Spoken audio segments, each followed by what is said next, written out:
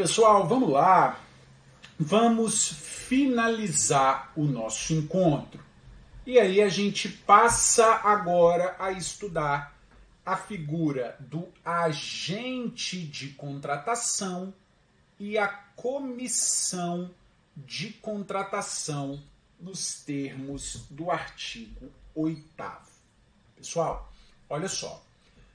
A gente já viu, eu falei isso com você, olha lá, que a regra é que a licitação seja conduzida pela figura do agente de contratação. Essa é a regra. Que a licitação seja conduzida pela figura do agente de contratação. Esse agente de contratação que a lei diz que é pessoa designada dentre servidores efetivos ou empregados dos quadros permanentes para tomar decisões, acompanhar o trâmite, dar impulsionamento ao procedimento, executar outras atividades até a homologação. Então, o que eu quero que você perceba, eu não sei se você já conseguiu perceber a pegadinha que pode ter aqui. Na verdade, não sei se é uma pegadinha, se a lei precisa ser harmonizada. Essa é uma discussão que eu quero ter com você. Diz aqui a legislação que o agente de contratação é um servidor efetivo ou um empregado dos quadros permanentes. É um servidor efetivo ou um empregado dos quadros permanentes. A lei está dizendo isso. Só que a gente viu que o artigo 7º, olha lá, inciso 1, diz que é preferencialmente servidor efetivo ou empregado dos quadros permanentes. É preferencial para o agente de contratação ou no agente de contratação obrigatoriamente é servidor efetivo ou empregado dos quadros permanentes?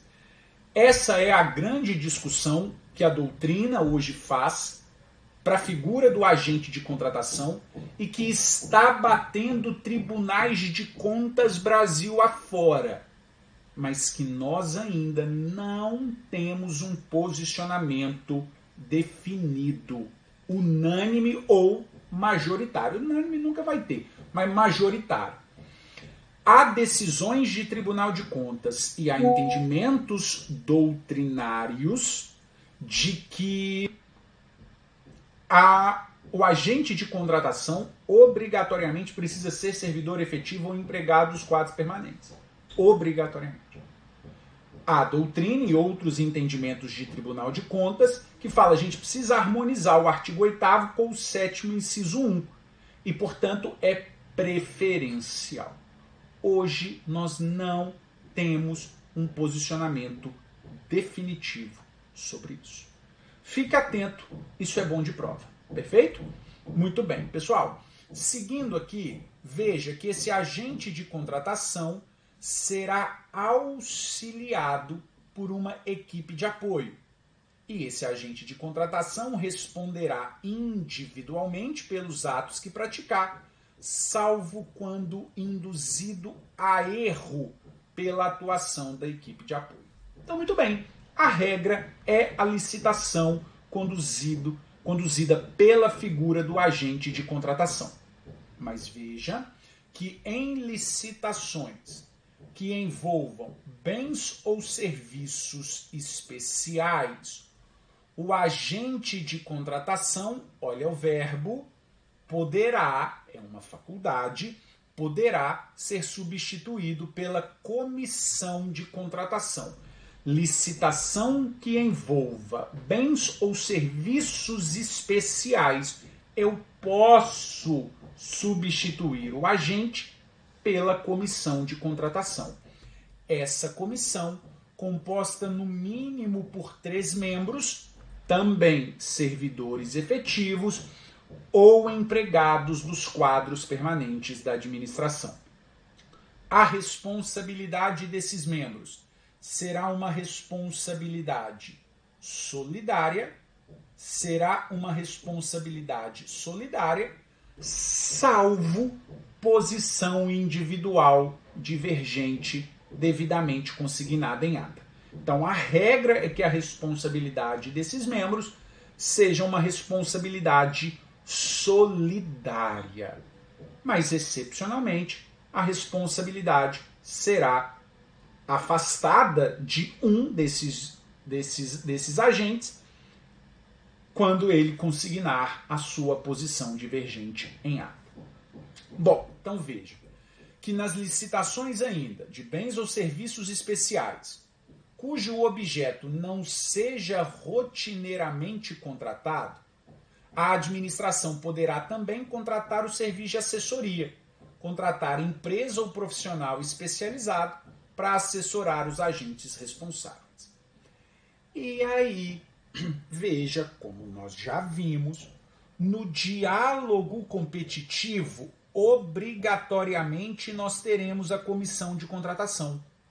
O diálogo competitivo, olha o verbo, será conduzido pela comissão de contratação, composta pelos pelo menos 3 servidores efetivos ou empregados dos quadros permanentes. Então, olha só, a regra é o agente de contratação.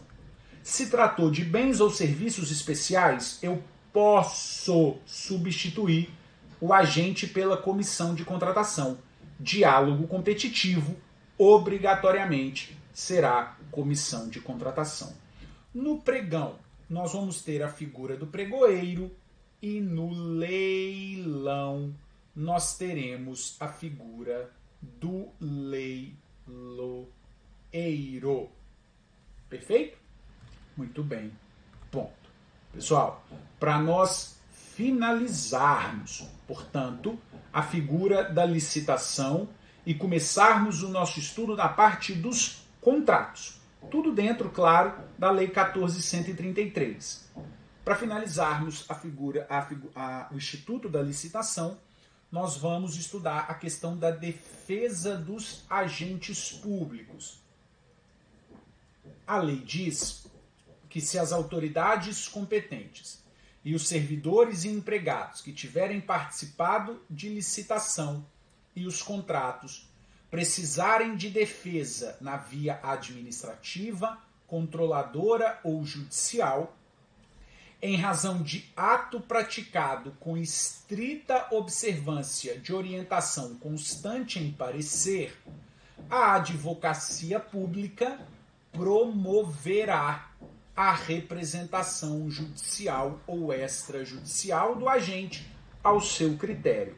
O que a lei está dizendo é que a Procuradoria será obrigada a fazer a defesa judicial ou extrajudicial do agente público envolvido num processo licitatório, envolvido num ato ilegal, por exemplo, com base num parecer da Procuradoria.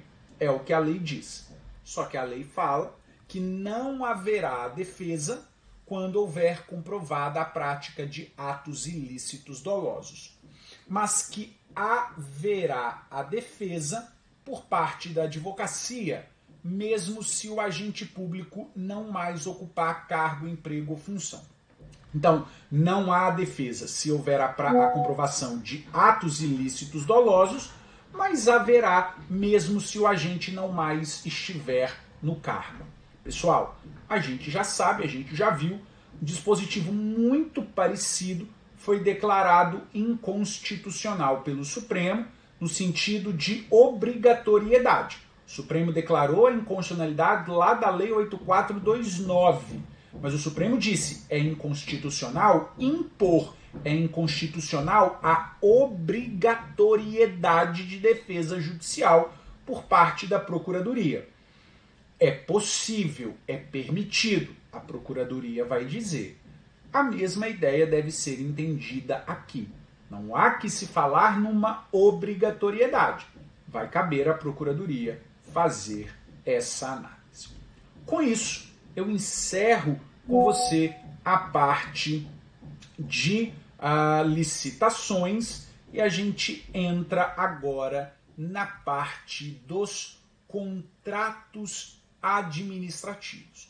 Começamos, pessoal, com a distinção básica dos chamados contratos da administração e dos contratos administrativos. Você fatalmente sabe isso e sabe que os contratos da administração, a gente fala numa expressão gênero. Contratos da administração, pessoal, é todo e qualquer contrato celebrado pela administração pública. Todo e qualquer contrato celebrado pela administração é chamado contrato da administração. Seja ele regido pelo direito público, seja ele regido pelo direito privado. Por quê? Porque os chamados contratos administrativos, esse sim, nós falamos de espécie de contratos da administração, e esse sim, regidos primordialmente pelo direito público, perfeito? Pessoal, a Lei 14.133 não fez um conceito de contratos administrativos, algo que havia previsto, que havia previsão na 8666. A Lei 14.133 não trouxe expressamente um conceito de contrato administrativo. Mas contrato administrativo é esse, aquele que vai ser regido pelas normas de direito público. Perfeito? E que serão o foco do nosso estudo da Lei 14.133. E aí, veja, o artigo 89 vai nos dizer que os contratos de que trata esta lei regular-se-ão pelas suas cláusulas e preceitos de direito público, e a eles serão aplicados supletivamente os princípios da teoria geral dos contratos e as disposições de direito privado. Perfeito? Esse é o nosso foco. Esse será o nosso estudo. Os contratos administrativos, os que estão previstos aqui no artigo 89. Começando com você aqui nas características desses contratos. Perfeito? A primeira característica é a consensualidade. Os contratos administrativos são consensuais. O que isso quer dizer? Que eles se aperfeiçoam com o encontro de vontades. A administração quer contratar, o sujeito também, essas vontades se encontram e o contrato está aperfeiçoado. Ponto. O contrato administrativo é consensual, não é um contrato real que demanda a tradição da coisa. Primeiro contrato, primeira característica. A segunda característica, veja, é a formalidade. O contrato administrativo é formal, exige um procedimento formal. Como regra, o procedimento licitatório é um procedimento formal. Mesmo nos casos de contratação direta, nós temos a formalidade, que é exatamente o procedimento de justificação, que vai justificar o porquê de não licitar e o porquê de contratar diretamente. Veja e cuidado com o chamado formalismo moderado, a disposição constante no artigo 95, parágrafo 2º, que vai nos dizer que é nulo e de nenhum efeito o contrato verbal com a administração, salvo de pequenas compras ou prestação de serviços de pronto pagamento, assim entendidas aquelas de valor não superior a R$10.000. Não é mais R$10.000. Se você abrir o 95, parágrafo 2º, estará lá ainda o valor de R$10.000. Mas esse não é mais o valor. Esse valor foi atualizado e hoje é o valor de R$11.981 Então, não é mais R$ 10.000, é R$ 11.981,20. Perfeito? Essa é a literalidade da lei, que é nulo e de nenhum efeito o contrato verbal com a administração, salvo de pequenas compras ou prestações de serviços de pronto pagamento de valor não superior a R$ 10.000. Mas veja, pessoal, se o sujeito celebrar um contrato com a administração de maneira verbal, ou seja, se o sujeito proceder à execução do serviço sem a cobertura contratual, é um contrato verbal. E o entendimento doutrinário é de que precisa se regularizar essa prestação de serviço sem cobertura contratual, que não é nula e de nenhum efeito. A lei diz que é nula e de nenhum efeito. Se cair na literalidade da sua prova isso, você vai marcar correto. Mas você vai numa questão discursiva, numa questão de prova oral, falar que se o sujeito prestar serviço sem cobertura contratual, mesmo fora dessas hipóteses previstas na lei, é preciso regularizar em razão da boa-fé objetiva, em razão da moralidade, em razão da vedação ao enriquecimento ilícito por parte da administração. Isso é tão importante que o STJ tem este entendimento.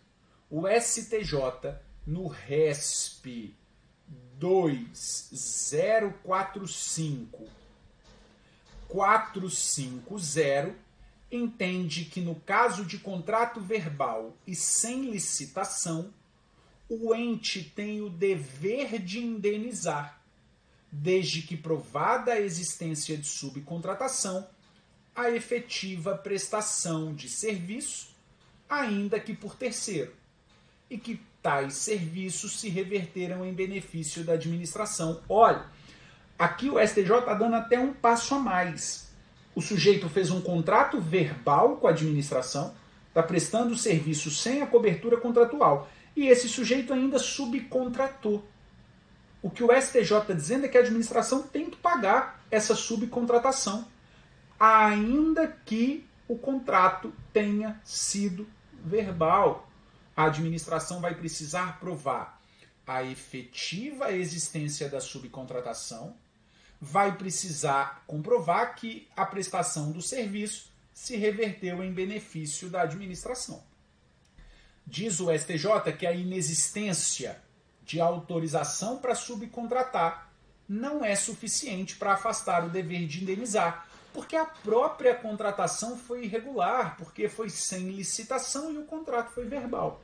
Por isso que eu digo, tem prestação de serviço sem cobertura contratual? Tem. Tem que pagar o sujeito. Perfeito? Em razão do princípio da moralidade, da boa-fé objetiva, da vedação ao enriquecimento ilícito da administração. Muito bem. Bom, terceira característica, terceira, quarta e quinta. Olha lá. Contrato administrativo é bilateral, o que quer dizer que há prestação e contraprestação para ambas as partes. Contrato administrativo é bilateral. Há prestação e há contraprestação para ambas as partes. Perfeito? Não é um contrato unilateral, em que há obrigação que há prestação apenas para uma das partes. O contrato administrativo é oneroso.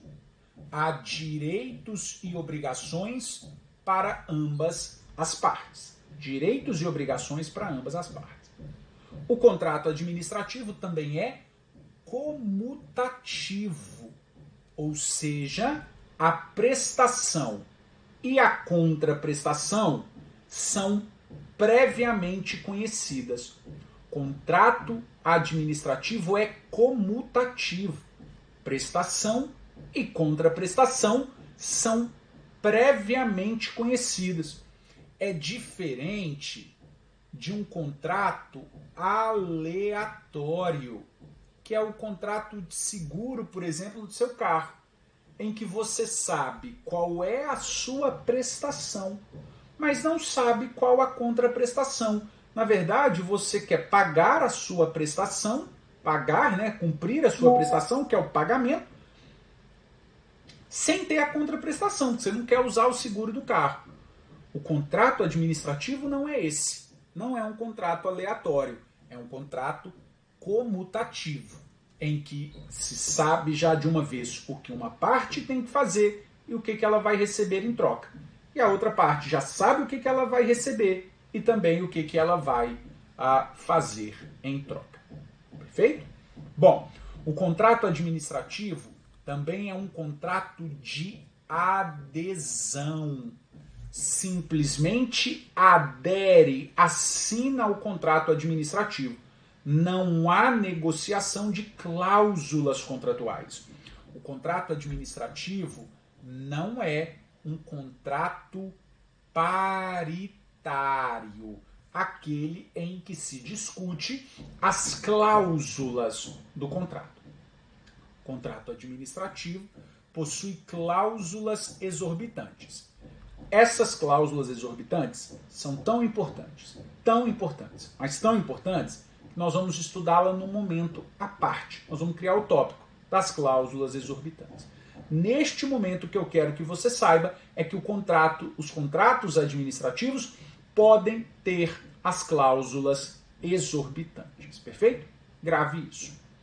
Contrato administrativo também goza da mutabilidade, que é a possibilidade de alteração contratual. Perfeito? Os contratos administrativos gozam da cláusula da mutabilidade. É possível que a administração, em caráter unilateral, altere esses contratos, dentro dos parâmetros estabelecidos em lei, que nós vamos estudar, mas é possível. Por fim, das características dos contratos administrativos, os contratos são também personalíssimos, ou seja, o sujeito vencedor da licitação é quem precisa executar o contrato. É um contrato personalíssimo, intuito persona. Agora, atenção, o fato de o contrato ser personalíssimo não impede a subcontratação. Vai dizer a lei que na execução do contrato e sem prejuízo de responsabilidades contratuais e legais, o contratado poderá subcontratar parte da obra, do serviço ou do fornecimento até o limite autorizado em cada caso pela administração. Pessoal, nós vamos sempre com calma, sempre de maneira muito didática, muito tranquila. Eu quero que você perceba, neste momento, que a subcontratação autorizada pela lei é uma subcontratação parcial. A subcontratação autorizada pela lei é parcial. Só que essa subcontratação parcial é regra. Não necessariamente sempre será parcial. Mas presta atenção. Nós não vamos ver a possibilidade de subcontratação total aqui neste momento. Nós vamos ver mais à frente no nosso estudo. Mas o que eu quero que fique aí na sementinha da sua cabeça? Que a subcontratação parcial é a regra 99,9% dos casos. Mas que especificamente, nós vamos dizer, tem um caso específico, será possível a subcontratação total. Mas daqui a pouco, em outro encontro, a gente vai estudar isso. Só fica aí a sementinha na sua cabeça. Bom, veja que o contratado apresentará à administração a documentação que comprove a sua capacidade técnica, que comprove a capacidade técnica do subcontratado. Regulamento ou edital podem vedar, restringir ou estabelecer condições para a subcontratação. Isso é um ponto importante. É possível vedação, restrição ou condicionamento para subcontratação. E, por fim, veja, será vedada a subcontratação de pessoa física ou jurídica se aquela, a pessoa física, ou os dirigentes da jurídica mantiverem vínculo de natureza técnica, comercial, econômica, financeira, trabalhista ou civil, com dirigente do órgão ou entidade contratante, ou com agente público que desempenhe função na licitação ou atue na fiscalização ou na gestão do contrato, ou se dele forem cônjuge, companheiro ou parente, na linha reta, colateral ou por afinidade, até o 3º grau. E essa proibição vai constar em edital. Perfeito? Muito bem, pessoal. Essas são as características dos contratos administrativos e esse é o primeiro momento que a gente estuda a matéria. No nosso próximo encontro, nós vamos finalizar a temática de contratos, perfeito? Fatalmente, finalizamos no nosso próximo encontro a temática de contratos e, consequentemente, da Lei 14.133. Perfeito? Mais uma vez me coloco à disposição de você lá no meu Instagram, @BrunoBetCosta. Para aquilo que você precisar de tirar dúvidas deste nosso encontro, bem como de qualquer outro ponto do direito administrativo. Perfeito? Então é isso. Pessoal, fiquem com Deus. Um grande abraço. Tchau, tchau.